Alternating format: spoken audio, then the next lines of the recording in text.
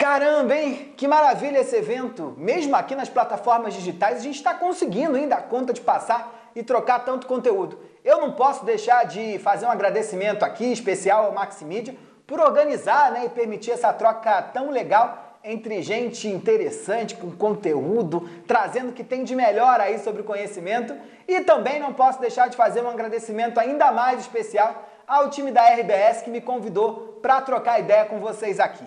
Diante de tantos agradecimentos, não tive nem tempo de conseguir me apresentar. Eu sou Michel Alcoforado e sou antropólogo. Ninguém sabe muito bem o que antropólogos fazem, nem como é que eles se reproduzem, com o que comem, por onde andam. Eu brinco que qualquer dia vai ter um Globo Repórter tentando explicar o que é antropologia, o que os antropólogos fazem.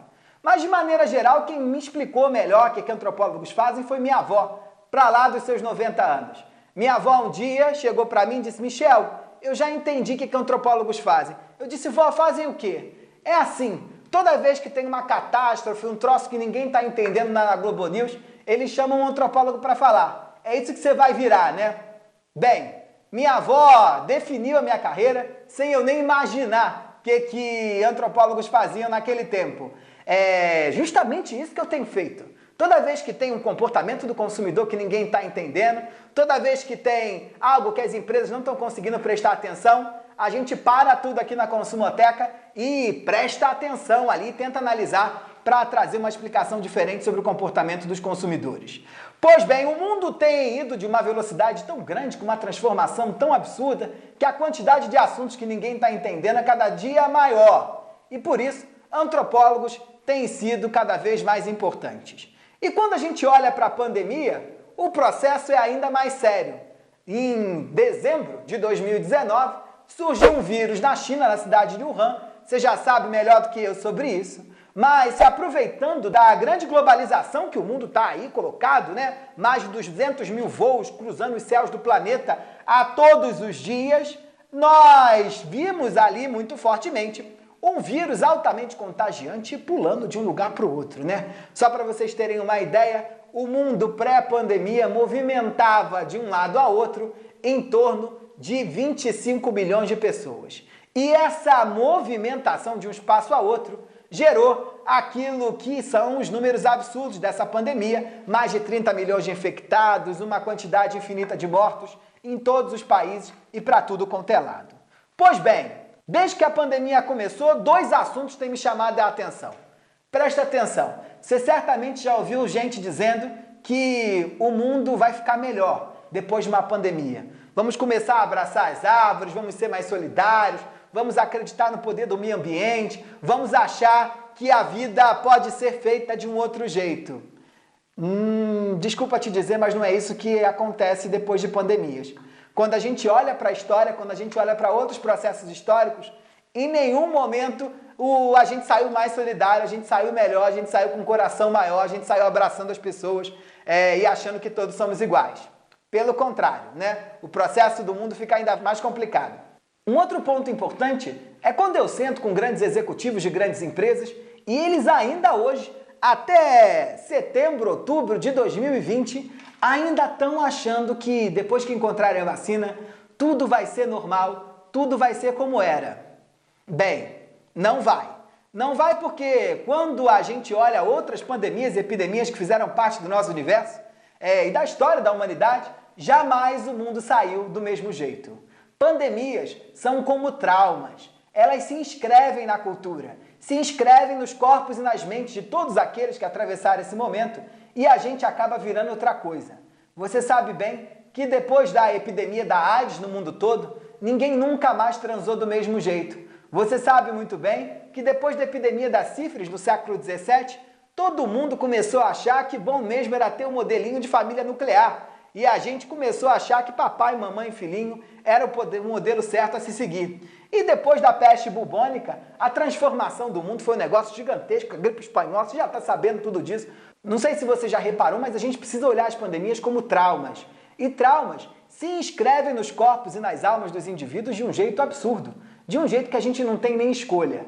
Nós não podemos imaginar que a cidade que nunca dorme, a maior cidade, que é o berço do capitalismo no mundo, ficar parada durante 3 meses com todo mundo preso dentro de casa, Na medida que as pessoas voltam a viver a vida do jeito como elas pensam ou do jeito que elas acreditam, elas vão estar fazendo isso do mesmo jeito. Não vão. Porque traumas não estão diretamente relacionados ao tema ou ao tempo. Traumas estão ligados à experiência de ruptura abrupta que eles causam na nossa vida. E eu não tenho dúvida que você sabe bem que essa pandemia causou ali uma ruptura muito grande na sua vida, na vida dos seus amigos, parceiros e parentes e na vida também do seu consumidor. O ponto aqui, quando a gente olha para o passado, é que 4 são os processos de grandes transformações que uma pandemia coloca. Vamos ver aqui nesse slide, ó. O primeiro ponto que a gente não pode deixar de levar em consideração é a preocupação com a limpeza. Em todo o processo pandêmico, os indivíduos ficam cada vez mais preocupados com a limpeza.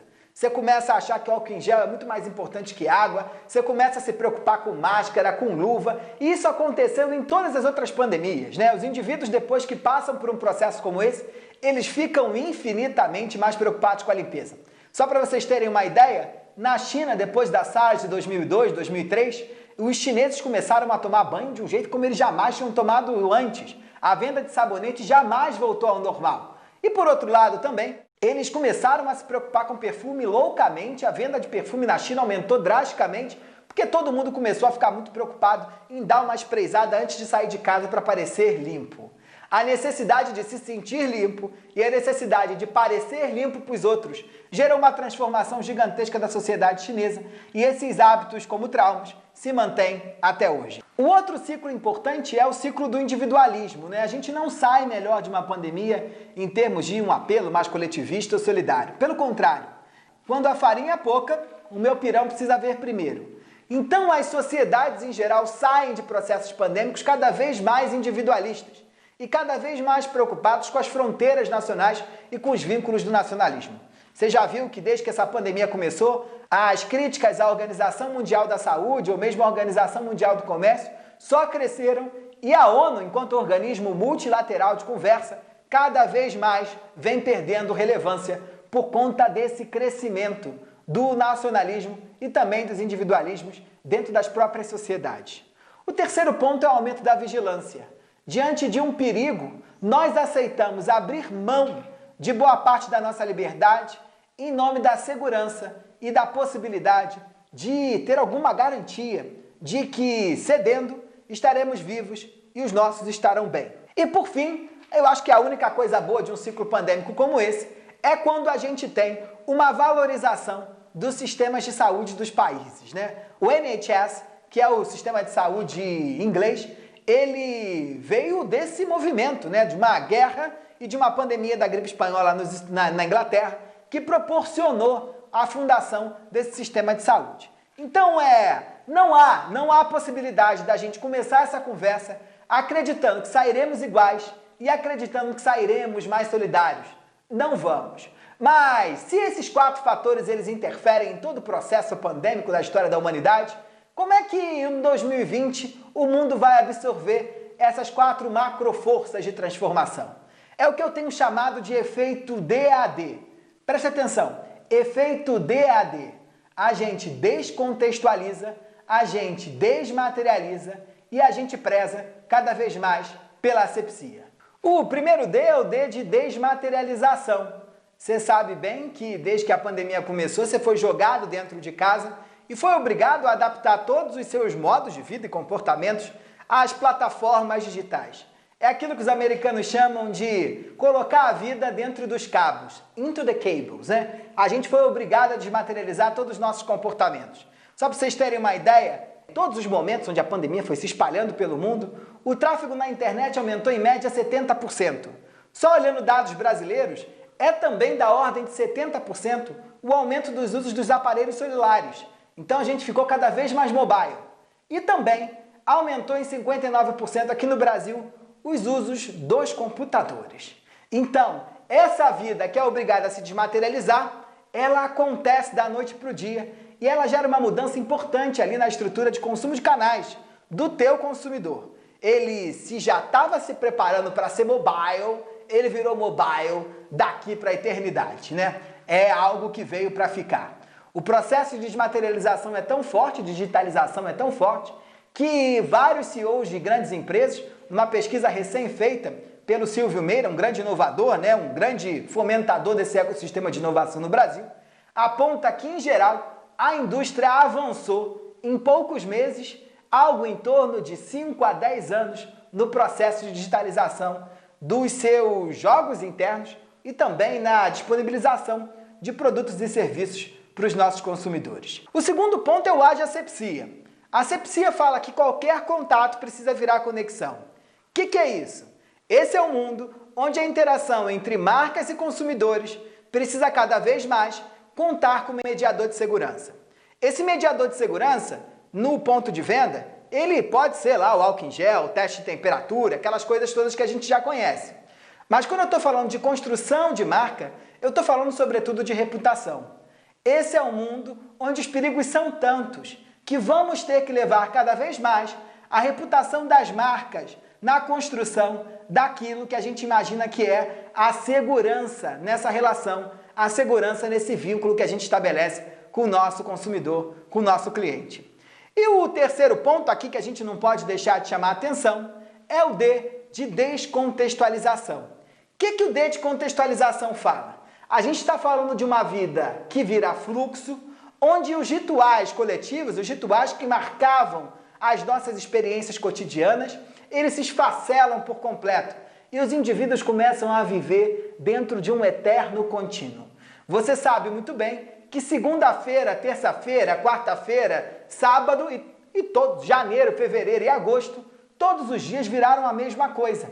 Dentro da sua própria casa, você já não sabe muito bem a diferença entre um dia e o outro. Eu tenho até dito que abri mão da dieta, porque antigamente segunda-feira era o dia que eu fazia dieta, mas agora que não tem mais segunda-feira, já tem aí, graças ao corona, já não faço dieta há mais ou menos há uns 7 meses. Esse mundo da descontextualização, ele fala também de uma derrubada dos muros que faziam parte das nossas caixinhas, como a gente dividia a nossa própria vida. A casa, que era um espaço típico do descanso, da refação dos indivíduos, da conexão com eu, ela acaba se transformando em escola, em motel, em espaço de entretenimento, em lugar para curtir a live, em lugar de trabalho, e nisso tudo junto e misturado. Não à toa, a descontextualização impactou fortemente o consumo dos brasileiros na refação das próprias casas. 39% dos brasileiros, segundo dado de uma pesquisa da Consumoteca, disseram que fizeram pequenas mudanças e alterações na decoração ou na obra mesmo, na forma como a casa estava organizada, para dar conta de receber esse novo estilo de vida, para dar conta de receber esse mundo onde está tudo junto e misturado dentro do mesmo lugar. Por que estou te falando isso? Porque isso fortemente impacta a tua relação de consumo.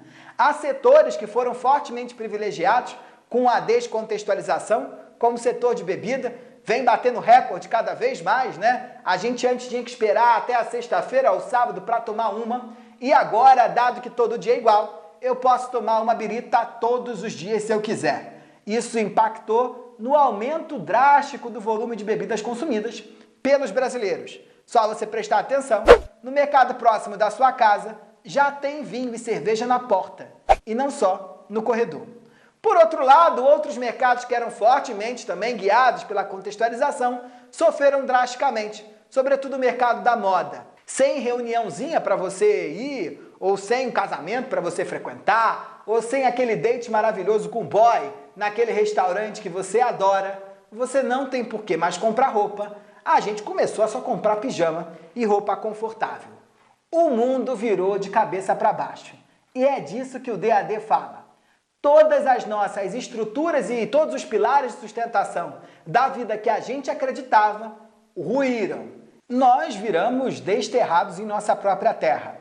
Eu não sei você, mas a sensação de quando volto à minha cidade, ou quando olho para o meu bairro, ou quando vejo o trânsito entre a minha casa e o mercado mais próximo, é quase como se eu tivesse mudado para uma outra cidade, apesar de permanecer na mesma. A sensação que temos é que viramos verdadeiros imigrantes dentro do nosso próprio ecossistema social, dentro do nosso próprio dia a dia. E aí eu acho que uma saída interessante para a gente começar a entender como esses comportamentos ficarão daqui para frente é prestar atenção claramente no processo como imigrante dão conta de, em outros lugares, refazerem as suas vidas e manterem o mínimo de sanidade mental. Quando a gente olha para regiões do Brasil, só para pensar aqui internamente, onde esse processo de imigração é muito forte, como o Nordeste, apesar de morarem em outros lugares tão distintos, os nordestinos conseguem manter um pouco da base cultural. Mas a gente também pode olhar para os gaúchos, que também há muito tempo, apesar da gente não falar muito, estão num ciclo migratório muito forte e têm mantido as suas tradições e o jeito gaúcho de ser, não importa o lugar onde estejam, não importa a forma como vivem. Pois bem, é interessante a gente notar que o ciclo de migração dos gaúchos, eles vêm desde os anos 60. Só para vocês terem uma ideia, é a partir dos anos 70 que os gaúchos claramente não só deixam de mudar para os estados mais próximos, como Santa Catarina e Paraná, mas vão subindo o Brasil e hoje você pode encontrar gaúcho em qualquer lugar. Em Roraima, no Acre, no Amazonas, em Belém ou, sei lá, no Maranhão. Mas eles estão lá mantendo as suas tradições e marcando claramente que apesar de todo o entorno estar muito diferente, eles ainda permanecem as mesmas pessoas. Só para deixar muito claro aqui do tamanho dessa migração gaúcha, desde os anos de 1970, há uma queda vertiginosa no crescimento da população do Rio Grande do Sul. Não só porque as taxas de natalidade estão caindo, mas por conta de uma migração forte daquilo que se chamou da expansão agrícola do Brasil, onde os gaúchos deixaram de só mudar para Santa Catarina, Paraná, e começaram a subir para o norte. Tem hoje gaúcho no Acre, em Manaus, no Maranhão, em Belém do Pará, em tudo quanto é lugar. Mas eles jamais deixam de ser gaúchos. Me lembro bem de uma pesquisa que fiz há uns 2 anos atrás e um casal de jovens milênios, eles tinham, sei lá, por volta de uns 30 anos, 2 gaúchos mudaram para São Paulo para trabalhar na indústria criativa. E aí eles me diziam, olha, não importa onde a gente mora, o ponto aqui que a gente traz sempre para a nossa vida é que final de semana é dia de ir no Zafari. Eles precisam ir para o Zafari. Eu falei, mas por quê? Tem mercados ótimos aqui, perto do Morumbi, ultra mega sofisticados. Você tem aqui uma... Não, mas a erva mate do chimarrão lá do Zafari não tem igual. Ué, mas tem... Importa? Não, eu tenho que ir ao Zafari. Mas e a carne? Não, a carne também a gente só compra lá. Ué, mas agora abriram essas boutiques de açougue aí, de carnes que vêm importadas, totalmente pensadas, o corte da carne, a vaca escuta música clássica antes de morrer, a carne é maravilhosa. Não, só no Zafari. Ela pode até ouvir música clássica, mas tem que ser música clássica do Zafari. Esse processo é importante porque eles também estavam muito apegados aos CTGs. É quase como se o Zafari fosse uma filial do CTG. Esse negócio de CTG, vocês brincam, mas é muito sério para gaúcho. E a gente vai entender por que aqui. Os CTGs, né, eles são uma tradição da imigração gaúcha desde os anos 60. Só para vocês terem uma ideia, numa pesquisa feita pelo antropólogo da URGS, da Universidade Federal do Rio Grande do Sul, Ruben Oliven, acredita-se que a gente tenha mais de 700 CTGs espalhados pelo Brasil. Para vocês terem uma ideia, o CTG é muito mais do que um centro onde gaúchos vão para encontrar gaúchos. O CTG é um lugar onde esses caras, apesar de onde estejam, eles mantêm o processo forte de conexão com as suas raízes, o processo forte de entendimento de quem eles são. Esse ponto é importante porque esse aspecto migratório, essa noção de que todos somos desterrados em nossas próprias terras, tão presentes em populações que migram desde sempre, mas também cada vez mais vão estar presentes no nosso dia a dia. A maneira como os gaúchos lidam com o DAD desde sempre nas suas próprias vidas podem ser pistas super interessantes para a gente entender de maneira geral como os consumidores vão se relacionar com isso daqui para frente.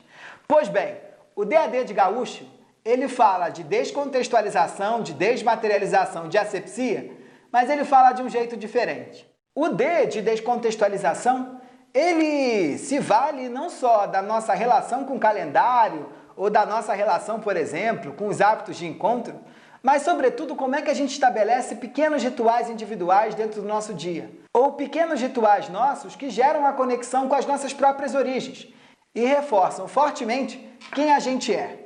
Um hábito de tomar chimarrão, de levar uma cuia para a praia num calor de 45 graus no Rio de Janeiro, ou mesmo de levar para um ambiente de trabalho, num escritório todo envidraçado da Faria Lima, é o reforço de um ritual que marca a sua construção identitária no lugar onde você está, né? Pois bem, outros hábitos são super importantes também na construção desses rituais, né? O hábito de comer churrasco, ou mesmo até uma ida ao supermercado, como o Zafari, todos os sábados, já reforça um certo caráter ritualístico que ajuda na construção das próprias identidades, no reforço de uma tradição e no reforço de uma identidade e no reforço de quase entender o mercado como um mapa de localização de quem a gente é. É aquilo que eu chamo de uma âncora de estabilidade. A gente já tem mais de 130 mil mortes no Brasil, são 30 milhões de infectados no mundo todo com esse vírus louco que chegou por aí. Mas quando você vai ao Zafari, as coisas estão lá, do mesmo jeito. E todos os sábados você continua indo, e todos os produtos continuam lá, a sua erva mate continua lá, e você vai entendendo que há alguma segurança no mundo, e apesar das mudanças, o jogo continua mais ou menos parecido do jeito que você foi treinado a. Isso é uma descontextualização totalmente individualizada para esses modelos identitários novos que vão surgir daqui para frente. E como esses caras lidam com a asepsia? Nesse momento aqui tem tudo a ver com o mercado de vocês. Quando a gente não acredita em muita coisa, porque tem tanta fonte de informação, mais do que nunca a gente quer contar com veículos ou com influenciadores que deem para a gente a segurança de que aquela informação faz sentido. Você sabe muito bem que o consumo de jornal, do telejornal mesmo, no começo da pandemia aumentou drasticamente. E a maneira e o lugar onde você posiciona a sua marca estão diretamente também atrelados a isso. Se você está anunciando o produto que você está vendendo no site da tia Dedé, sinal que você está com mediadores de segurança menos importantes aí. Nessa hora, os veículos onde você distribui a informação da tua marca é super importante na construção desse A de asepsia. Veículos, comunicação e influenciadores são o tripé fundamental na construção daquilo que é a reputação. No universo onde o perigo está solto, cada vez mais a gente precisa contar com isso. Me lembro sempre dessa história de asepsia, uma amiga minha, que é uma escritora maravilhosa, Cris Lisboa, ela gaúcha.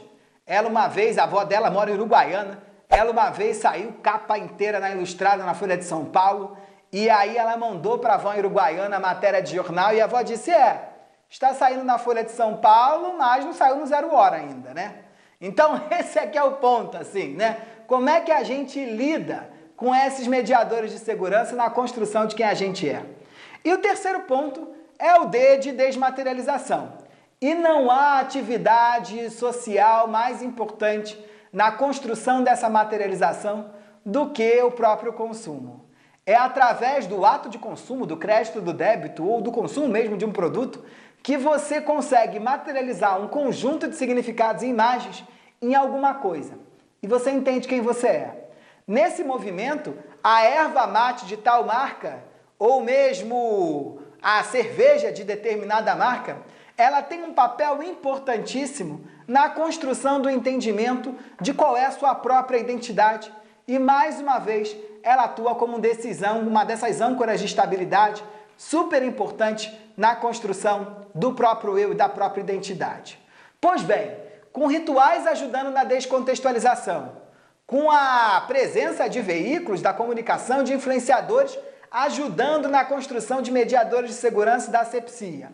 E também com esse D da desmaterialização muito pautada no consumo, os nossos consumidores e a gente mesmo cada vez mais vai ter que fazer parte de verdadeiros ecossistemas que consigam dentro do mesmo lugar construir esse tripé e permitir que eu me relacione com esse ambiente, não importa onde eu esteja. Nesse movimento, a publicidade tem um papel super importante como veículo de construção de marcas e de construção de canais de reputação para essas marcas junto aos seus consumidores, mas também um plano de mídia ultra mega bem sucedido é mais do que nunca importante, porque a gente precisa a gente precisa atingir esses consumidores do jeito que eles são, para conseguir reforçar as suas identidades e dar um pouco mais de sanidade mental nesse mundo em constante transformação. Em geral, é super comum a gente ouvir pra caramba que, tanto de publicitários como de clientes, que é muito difícil entrar no mercado do Rio Grande do Sul ou em outros mercados por conta desse bairrismo ou por conta de um apelo maior, de uma preferência maior dos consumidores às marcas locais. É verdade, mas ao invés de criticar, a gente precisa cada vez mais reforçar por que as pessoas fazem isso. Elas fazem isso porque elas sabem que não importa onde elas estejam, mídia, veículo, influenciador, marcas e consumo ajudam a elas a entenderem quem elas são. Só para vocês terem uma ideia, o consumo de rádio no Rio Grande do Sul é 11,3% maior do que a média nacional. Eu, no outro dia, estive no programa do Potter, Luciano Potter, um grande jornalista e influenciador lá no Rio Grande do Sul, e eu nunca recebi tanta mensagem na minha vida como dessa vez. Ou mesmo o consumo de jornal, né? Que é 28,6% acima da média nacional. Porque não importa onde você esteja, não importa a quantidade de catástrofes que apareçam no seu entorno, não importam as adversidades que apareçam para você, marcas, veículos e rituais constroem quem a gente é.